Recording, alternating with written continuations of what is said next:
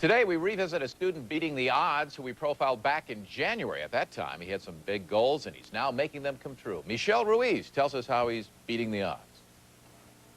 Jeff Ballantyne has to keep a close eye on his grandmother at all times. She has Alzheimer's disease and sometimes gets disoriented. We have to constantly keep an eye because it only takes a second for her to, leave out the door.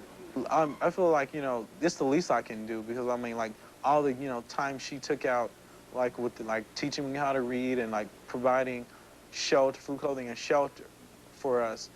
Jeff's grandmother was the one who came to his help when in first grade he was held back because he couldn't read. She bought books and read with him every day.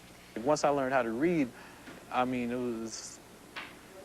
felt like I could accomplish anything. It should have been his parents' job, but Jeff says his father was an alcoholic and his mother had a drug problem. He remembers times when the gas and lights were cut off in their house in Arkansas because the bills weren't paid. Christmases when he and his sisters wouldn't get any gifts from their parents. When I would call, they talk about being hungry. And that really upset me. But Jeff could always count on gifts from his aunt in California, Diane Trotter, a school teacher in the LA Unified School District who was shocked at their living conditions. And in the wintertime, he was wearing shorts to school. And in the winter in Arkansas, it's 20 degrees? Because that was all he had. When he started high school, Jeff asked his aunt and uncle if he could move in with them in Inglewood. They agreed. Recently, his grandmother joined them. I kind of looked at them as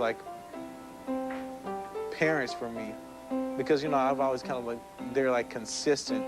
I want to be just like my aunt and uncle. I want to be successful, being able to help out others in need. So it should be like this.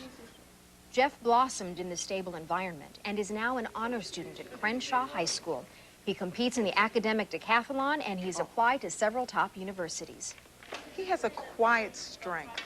I also think that he made a choice of deciding whether he was going to be angry about his circumstance or take that anger and channel it into positive energy where he could do well in school. To have someone to say, okay, well, you can do better. And I am a living example that with a little determination and faith, you can achieve. Michelle Ruiz, Channel 4 News. And after our story aired, Jeff did just as he planned. He graduated from Crenshaw High School. Here you see him celebrating at a Mexican restaurant afterwards. And he's now headed east to Georgetown University in Washington, D.C. This is a photo of him with a friend at his dorm. He'll be double majoring in German and linguistics. Our congratulations to Jeff. And that wraps it up for us on the news at 4. And the Channel 4 News at 5 o'clock begins right now.